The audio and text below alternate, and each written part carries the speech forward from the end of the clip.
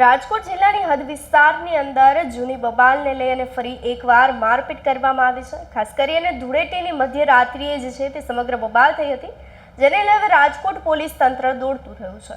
શું છે સમગ્ર મામલો અને કયા કારણસર જે છે તે આ બબાલ થઈ છે તેને લઈ વિગતવાર ચર્ચા કરીએ। નમસ્કાર, આપ જોઈ રહ્યા છો ન્યૂ ભારત ન્યૂઝ અને હું છું આપની સાથે વલ્લરી વ્યાસ।